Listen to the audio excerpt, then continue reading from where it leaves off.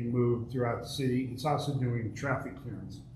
So this will be his first attempt at withdrawing or taking the data and putting it, collating it. But I did on Friday, I applied for a traffic safety grant to get a radar. And as of Friday, we had 1,331 traffic stops since the first of the year to date last Friday. Out of those 1,300 traffic stops, about 650 of them either resulted in a citation or an infraction. A majority of which were for speed. The average traffic ticket speed was 9 or higher, 9 miles per hour over the speed limit or higher. I also have been receiving some questions about why are the officers out running radar. I want to make it very clear, those are extra patrols. They're paid for by the Traffic Safety Commission.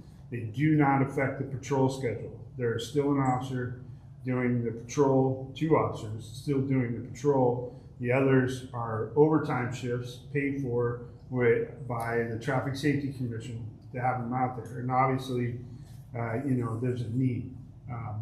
Traffic school is very popular. We get calls every day about signing up for traffic school. A couple of things to move forward. The mayor and the city administrator and I discussed a few things today. One of the things I'll be coming at you with the next workshop after we do the traffic data is maybe taking a look around the city. Where can we lower the speed limit? What speed limit makes sense? We do have some major road closures, not just West Valley. We were notified last week or 2 weeks ago, actually. I got thrown into the loop last week that 167 is going to close for a long time, and they're going to try to shift them down to C Street. But we all know people are not going to go all the way down to C Street.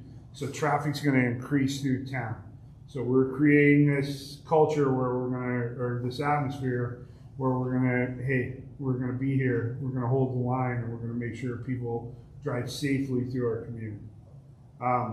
This week, I have Officer Rosario. He's attending 40-hour crisis intervention training. And today, Officer Dubois attended communication with people in distress training that was put on. So it was a one-dayer. He attended on our behalf. Also, I have 3 officers going through the field training academy. It's there's still a backlog at the Criminal Justice Training Commission as far as training goes. So we're doing an online, self-paced field training officer academy through an accredited college. So when you see a bill from Florida Intercoastal Community College for $650, that's what it is. We will begin the hiring process to replace, as you guys know, Officer Fajardo left us to go to Tacoma. We will begin that hiring process after April 1st. I anticipate a start date of June 1 at the earliest. I've already had about 5 applicants reach out. 2 of them did 3 of it actually now have done ride-alongs with us, and there's some good potential there. So other than that, I'll stand for any questions. Yeah, I got a question, if you don't mind. You made mention that 167 is planning some closures. Is it nighttime closures? Are they daytime closures? At this point, it's nighttime and weekend closures. And their traffic mitigation plan is to send them down Ellington, over to C Street, up and around Algona. So I also coordinated with them and King County to make sure that, hey, if you're going to close West Valley, right, you guys are going to be trying to close at the same time, their original plan. So those 2 entities are conversing now. I made that connection last week, and those 2 entities are conversing now. I don't know the result of that conversation, but when I do, I'll report out. Maybe you park your spare car over there at O and Boundary then. Those times. Just light it up, have lights. So the Traffic Safety Commission is very pleased with our efforts this year, and there are other jurisdictions that don't have the staffing so they're kind of redirecting money our way, and we're going to try to keep those extra patrols going during this time period.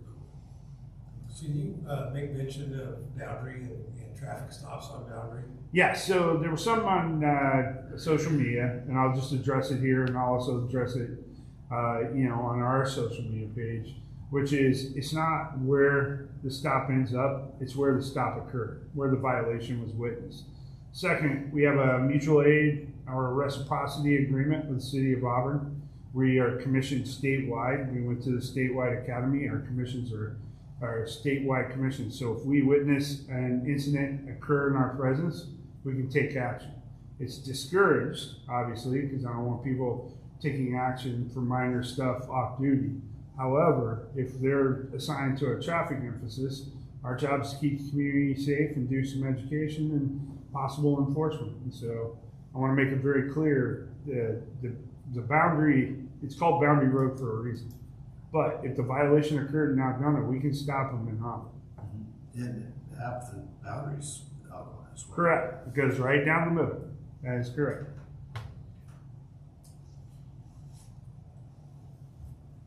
Any other questions for Chief Treasurer? Jessica? All right. So I am actually going to give an update on Public Works. I'm going to do a PowerPoint. The Public Works crew has worked very hard the last couple weeks, and I think just talking about it doesn't do justice. So, So we wanted to address the flooding that is still occurring with some of the residents in the north end of town. So we've had an emphasis on doing stormwater work. This video and this picture is from the 167 ditch. Dean and I, a couple weeks ago, took a drive up along the ditch looking for culverts, and we realized we couldn't find a culvert. All we saw was just this trickle coming out. What happened is the culvert got covered, all the muck and the grass, it's jammed in there, and it was pooling on top of it, and that's why you see a little bit of a water trickle there. And so we looked at it, made the decision that we needed to clear out those blackberry bushes, get access to clearing that culvert out. And sure enough, you can see, not a very good video, I apologize, but you can see the water just gushing out of that culvert from 9th Avenue.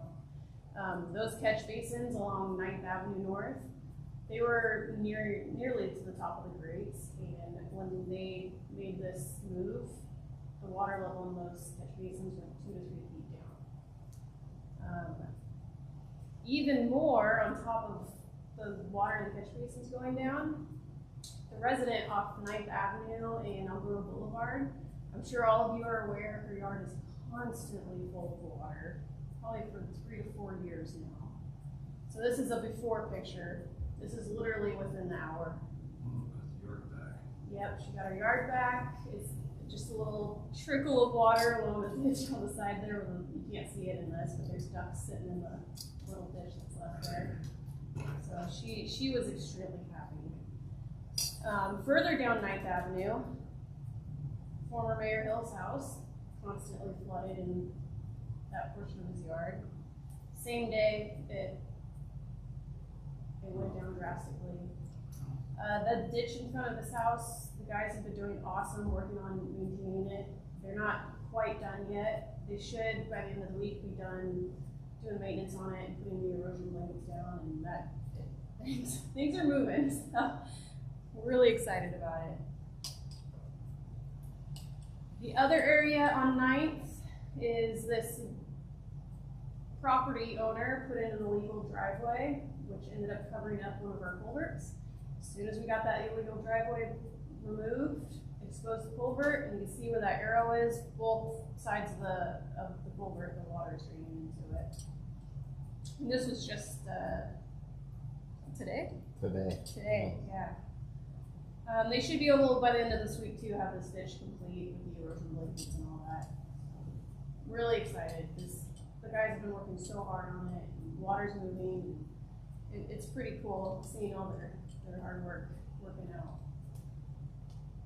We also had this situation up on the corner of 10th and Algona Boulevard. This ditch again, just like the lady on 9th and Algona Boulevard, is constantly full of water. They were able to expose this culvert and the water flew right out. So this culvert was under 3 feet of muck and yeah. Might have to do another drainage assessment. This is not. Absolutely. And I've been talking to Stacy about all the culverts we're discovering, and this isn't the only one we found. There was another one 11th, and I think there was a second one in the same ditch that they found. And yeah, so I made sure Stacy knew, and she asked about the guys to mark them, so we're keeping track of where these are being exposed, so we can update our map, and so, yeah. So I just wanted to show council how Public Works is killing it the last couple of weeks. They are just really doing good. So we're going to continue with the ditch maintenance and the storm system jetting, and we're going to focus for the next couple of weeks on the north end, and then we're eventually going to make our way south. So, yeah, I really am really impressed with the Public Works crew. They've really been working hard, and I really hope they realize the impact on the community they have, because that lady, she just was ecstatic. I've known Wendy for 40 years. She's been a friend of mine, and I called her because they did it, and James and I walked down there just to see where everything was at. And her front yard was empty, so I immediately took a picture and texted her. She was just beside herself. As a matter of fact, she sent me like 15 pictures today. I think for years there's been a lot of misinformation, and I think the guys are finally setting it right. What exactly is out there. So your first picture where you had all the culverts and the sewers and the. Oh, this. Yeah. Was that an old one, or is that something new that you guys have been adding to? This is our current stormwater map. Stacy's working on getting it updated with Okay. the flood management plan and all the storm stuff she's doing for us. So, yeah, there's culverts that need to be added to this. Some of the arrows of what way the water is supposed to be going isn't right. We gotta get that updated. So, When you start uncovering culverts, and it's going to change the direction of the way the water's flowing. Well, along those same lines, along with uncovering the culverts, we're jetting every single one of them. We're running the jetter through there to make sure that there's no obstructions. So. Have they been clear, or have They've been filled with stuff. Yeah. Yeah. Not packed tight, but they're, it's enough to where when we pull back on the jetter, the guys are going in and they're cleaning out the catch basins and just pulling a lot of stuff out. So it's a threefold process.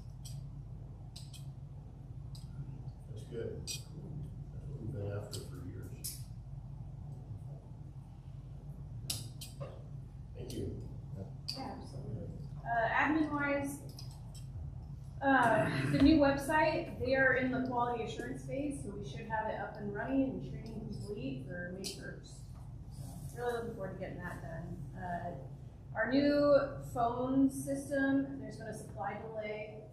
It kills me because it's just conference phones, but they can't do partial orders, so we're a little bit delayed on getting the new phone system installed.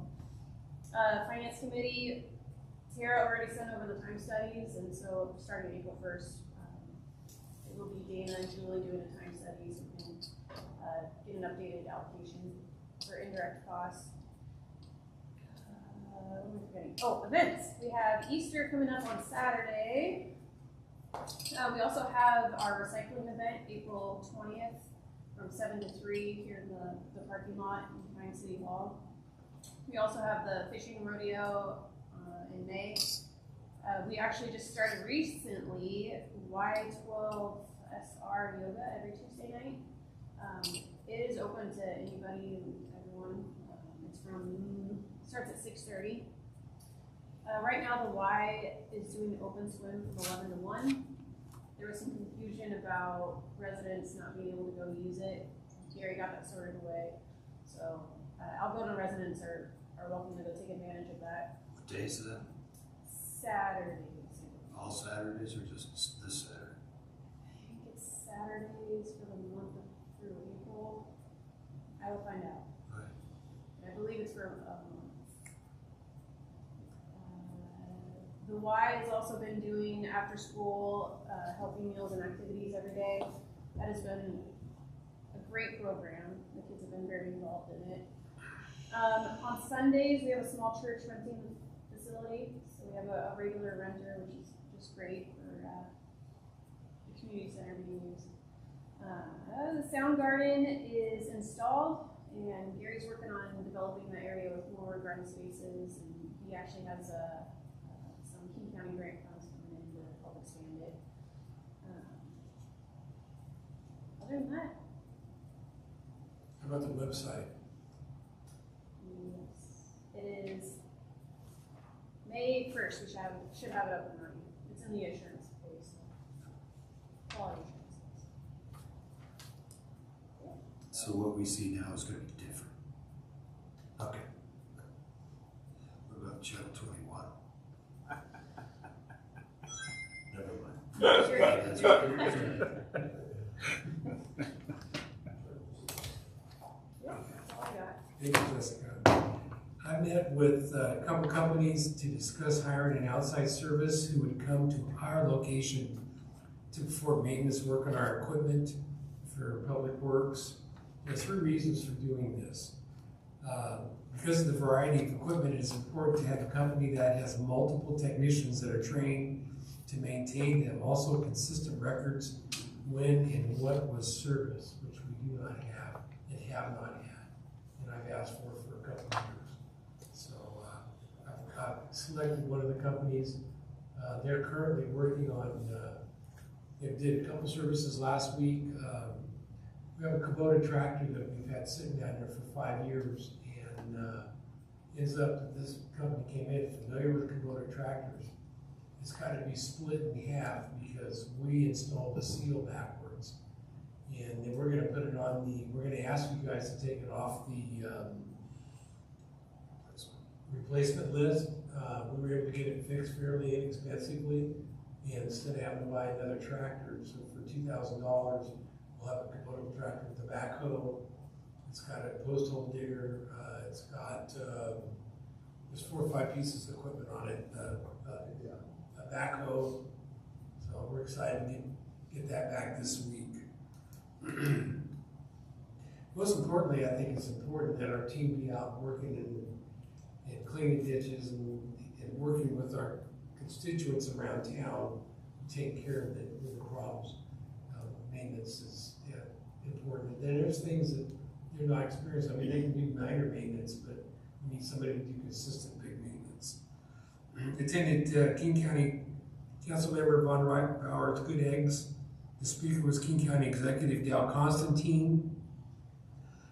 James, the chief treasurer, went with me. Our main goal was to get a few minutes to speak with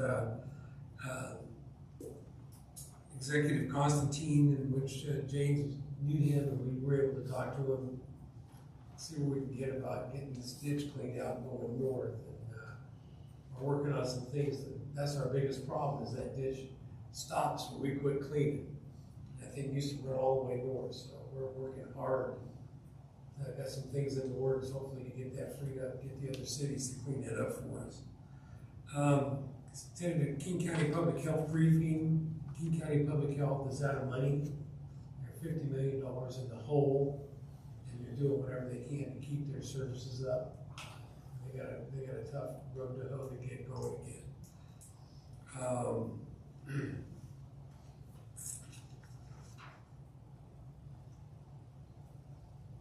Also, another part of the biggest discussion, King County Metropolitan Waste, MISWAC, is well on the board of MISWAC. Biggest thing discussed was the closing of the landfills. They want those closed by 2035. And what are they going to do with the trash? And they hope to, by mid-2025, come up with something. I think they're going to try to burn it.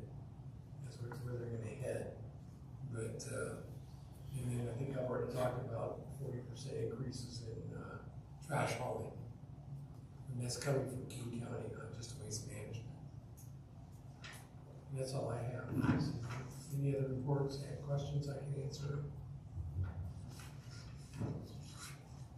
Let's move to audience participation. The City Council encourages public participation during meetings of the City Council and welcomes your comments. This time is set aside for you to speak to the City Council on any issue. The Council ordinarily takes non-agenda matters under advisement before taking action. You're also invited to comment on action items as they are considered during the meeting. Individual speakers will be limited to 3 minutes each in addressing the City Council. When addressing the City Council, please speak clearly, audibly, state your name and address for the record. Okay.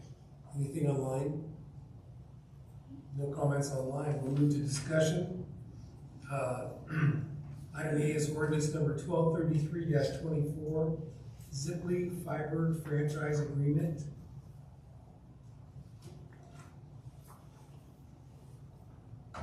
Alright, 1 second, you kind of lame, I'll put you on speaker. Alright, I apologize, I didn't get Emily a Zoom link in time. Let me. Alright, Emily, we're ready for you to go over the franchise. Thanks. Can everyone hear me okay, I assume? Yes. Hopefully. Excellent. Well, good evening, council, and my apologies for the unorthodox, but also old school way of getting in touch with you. And thank you for letting me participate this way this evening. So I was in front of you, I believe last fall, excuse me, to talk about the franchise application fee resolution. And if you'll recall, the reason that we had wanted to present that to you was because we had an applicant that was interested in coming into the city to apply for a franchise. And we did get that resolution approved, so we had a franchise fee, application fee in place. And so Zipley Fiber then applied to come and get a franchise from the city. So that's why I'm in front of you this evening. Excuse me, is Zipley Fiber is a fiber optic cable provider, and they would like to come through Algona to put down their fiber. And they've been exploring other cities around the area. I've had them come through, I believe, Tukwila, and they're in Polsbo, and they've been in a couple other places. So this is something that they are doing to just roll out their services so that there's more competition for things, for things like Lumen and Comcast, etc. So it'll be more options for your residents. So let's see. The idea is that they're going to be above ground on existing poles. So they have an agreement with PSE because PSE owns the poles there in Algona. So they're going to be going, hanging up their wire on existing poles. The plan is for them to not install any wireless facilities at this point. So they're not going to be doing any antennas or anything like that. This is just going to be fiber on existing poles. They have completed their application and paid the fee, so that fee covers my cost here tonight as well as the cost to negotiate the franchise. So this is not at any cost to the city. All the costs have been recovered. I did provide them with a standard franchise telecommunications wireline franchise that I have developed through my work with other jurisdictions, and I've modified to reflect Algona's telecom code, and they provided very minimal edits to that. They're mainly a couple of very small typos and things that they wanted changed stylistically, but nothing substantive. The franchise itself provides for insurance requirements, indemnification, right-of-way permitting requirements, restoration requirements, and things like that. So to just make sure that when they're in the right-of-way, they are going to comply with all of our code requirements, and will indemnify us if anything happens because of their stuff being in the right-of-way. Let me see, I'm trying to think about what else is important here.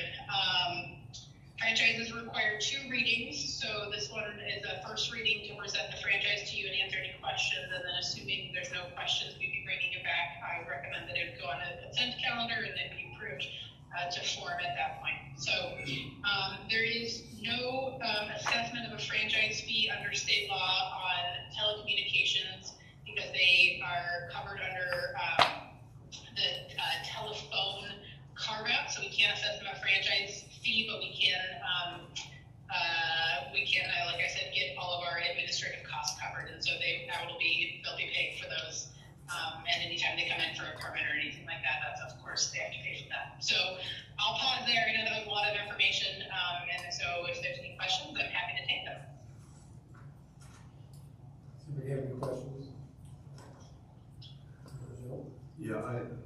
Just a quick question. You mentioned that they have agreements in place for like Tukwila and things like. What about in between, like Kent, Auburn, us? Yeah, good question. I do believe, and if I understand the question, I'm going to repeat it back just to make sure I heard it correctly. It's a little crackly. The question was whether they're in other places like Kent, Auburn, Pacifica, etc. I do believe they're in Renton and Kent, but I did not negotiate those franchises. If they did negotiate them though and have them, they're publicly available, and we could track those down for you if that was something you wanted to see. Yeah. I understand that most companies won't go forward and skip sections because then they have to make that at some other point. I'm just curious if they've already made that connection before they came to us, so they can keep that connection going and head south or whatever direction they're going. That's all. Right, good question. I don't know the answer right off the top of my head, but we can certainly get that information and get it back to you. Thank you.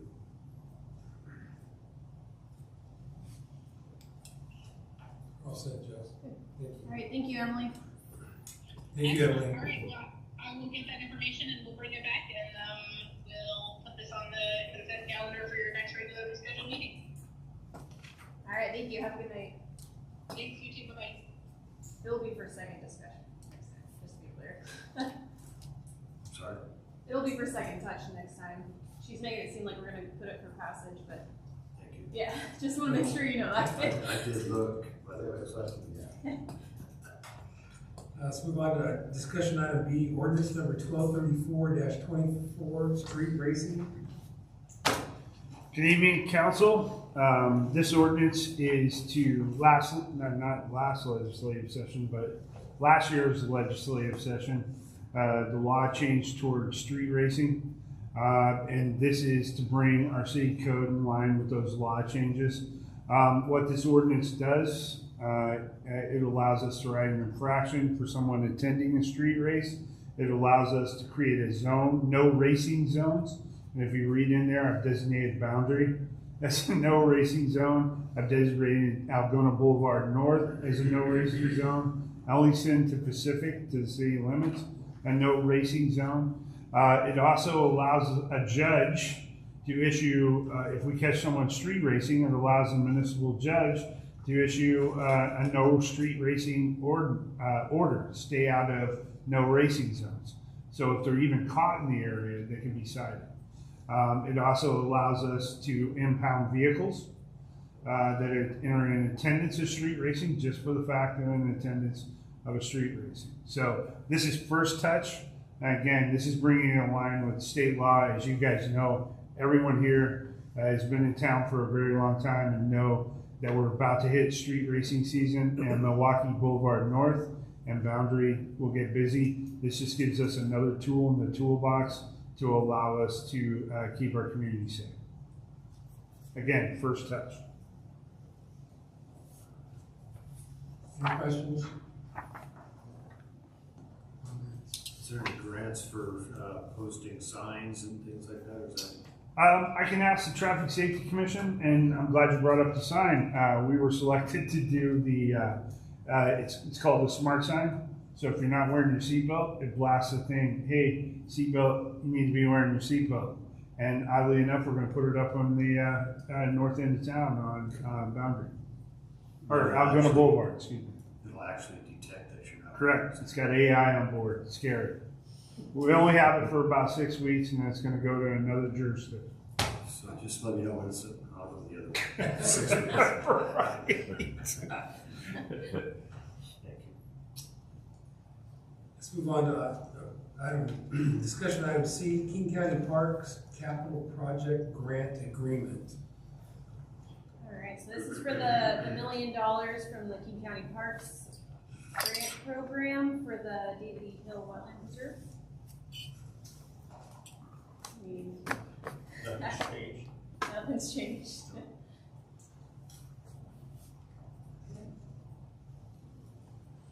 Questions here? Anybody have any? Move on to item D, resolution 1273-24, traffic school fee. Okay, This is second touch. Nothing has changed from the first touch. We're upping the fee from $124 to $135. That is $5 less than our normal infraction. So our normal infraction is $140. This will be $135. And again, we're economy of scale. It's costing us more to operate traffic school, so we're going to raise the fee to make sure that we're providing that service at no cost to the city.